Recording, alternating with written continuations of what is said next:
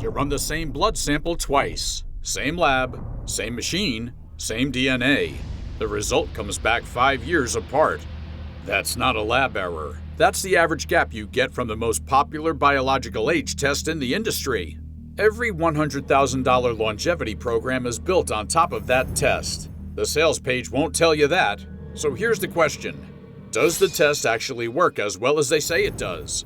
You've probably heard the names: True Diagnostic, Elysium Health, Function Health, Fountain Life, Human Longevity Incorporated.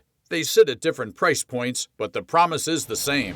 A number that tells you how fast your body is aging, tracked over time, with a plan to slow it down. Here's what you get in the bundle. Epigenetic clock testing, a full blood panel, hormone mapping, a private physician, follow-up tests to track your progress. Fountain Life's top membership runs around $150,000 per year. Function Health has raised serious venture capital and is going after a wider market. The packaging varies, but the pitch doesn't. Now something shifted in how these companies talk. Anti-aging is gone. Nobody uses that anymore.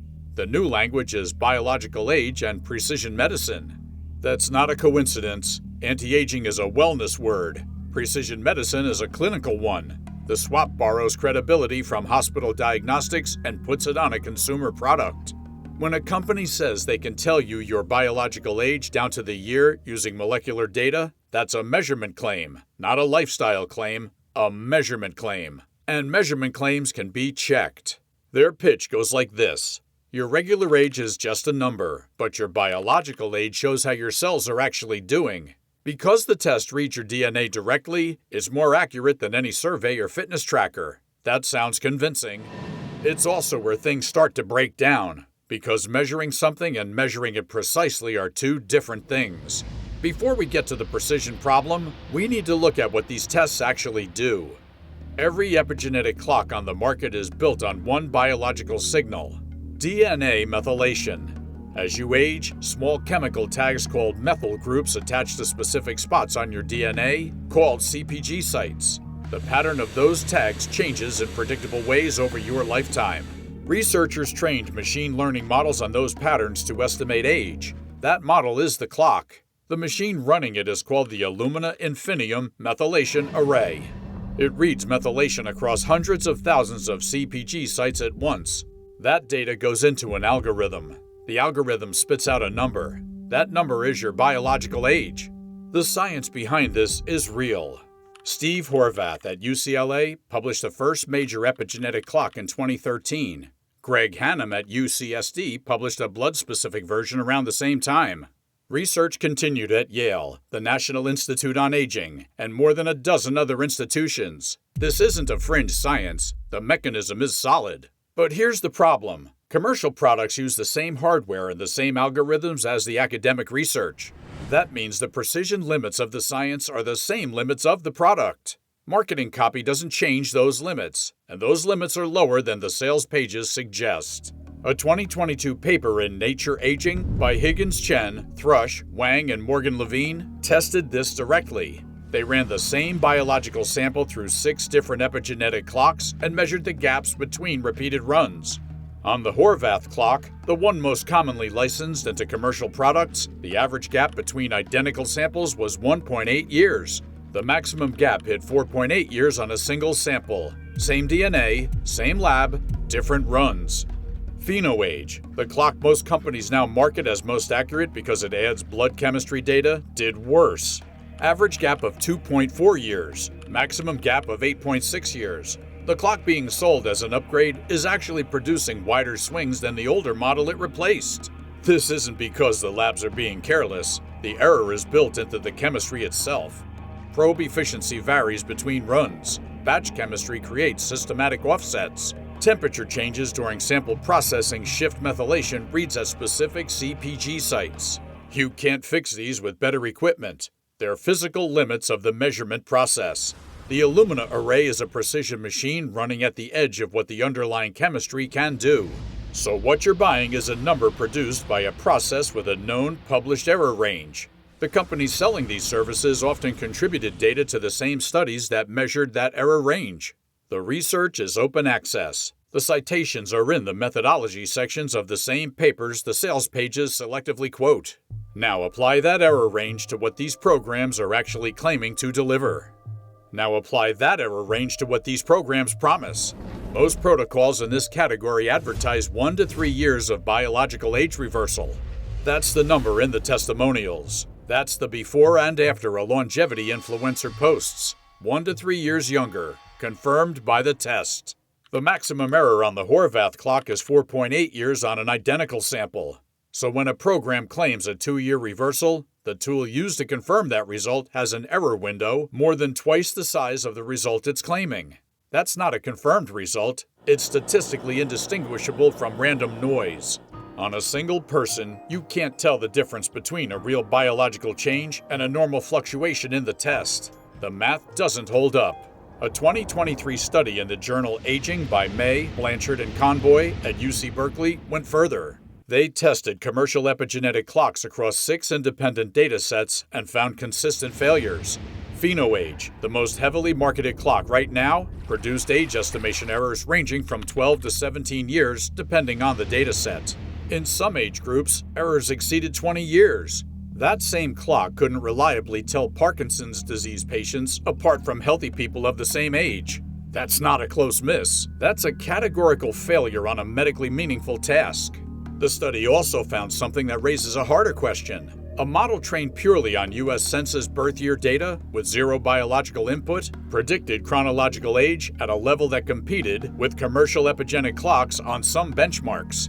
If a demographic model with no biology in it can match what the methylation clock produces, you have to ask, is the clock measuring biological aging, or is it partially just picking up on the same statistical patterns found in population-level actuarial data? That's not a settled question. The sales pages treat it like it is. Blood biomarkers add a second layer of problems. Cortisol, fasting glucose, inflammatory markers like IL-6 and CRP, these are standard in the $100,000 panel. They're real markers with real clinical relevance.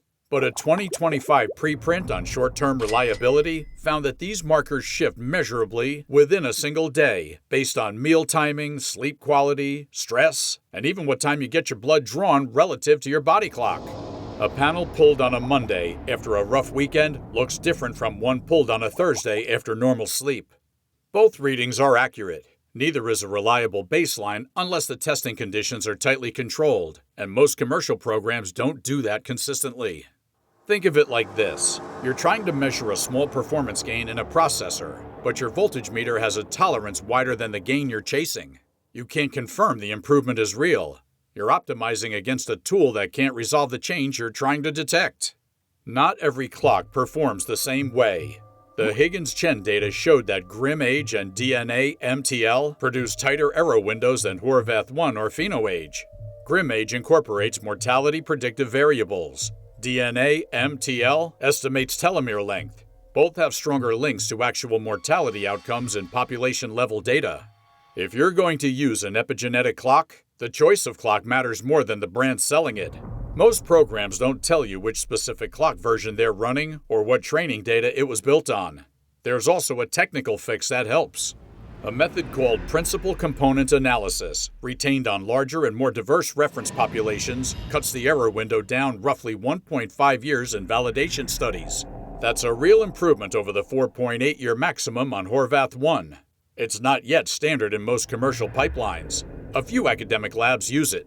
If a program can't tell you whether their process uses PC clock methodology, that's worth asking before you commit to a year of tracking. To be clear about what's being criticized here, the $100,000 bundle isn't worthless. Having a real physician is genuinely useful. Tracking trends over multiple years, even with noisy data points, can reveal directional signals that a single test can't. Hormone management through a supervised clinical protocol has its own evidence base that doesn't depend on the biological age number being accurate. These parts of the bundle have real value. The problem is one specific claim, that the biological age number is precise enough to confirm year-scale improvements. That claim doesn't hold up against the published error ranges. The rest of the bundle doesn't need that claim to be true in order to be worth something. Better tracking tools exist for the outcomes that actually matter. VO2 max has one of the strongest links to all-cause mortality in the cardiovascular literature, and a properly administered CPET test has a known narrow margin of error. Fasting glucose and blood pressure track metabolic and cardiovascular risk with decades of population data behind them. Sleep architecture from clinical polysomnography, grip strength, and gait speed all have direct links to functional aging. Epigenetic clocks are still trying to predict those outcomes indirectly. The spending framework isn't complicated. Any intervention needs a confirmed effect size larger than the error margin of the tool you're using to verify it. If you spend $100,000 on a program that claims a 2-year biological age reversal, and the clock measuring that reversal has a maximum error of 4.8 years, the math fails before the program even starts. Spend on interventions with the strongest independent outcome data. Track with the lowest noise tools available. Use epigenetic clocks for what the research actually supports: population-level trend analysis and mortality risk grouping, not year-to-year personal confirmation. The precision gap isn't a conspiracy. It's published openly in the same journals the sales pages selectively quote, by some of the same researchers whose work these programs license. The gap between what the lab literature says and what lands in your inbox isn't an accident. It's a business model. The gap between what the lab publishes and what lands in your inbox is the whole story. That gap has a price tag attached to it. If you want a simple way to monitor your health using evidence-backed biomarkers, our Raw Valence Health Tracker is linked in our bio. Follow for more no-hype, research-backed health breakdowns.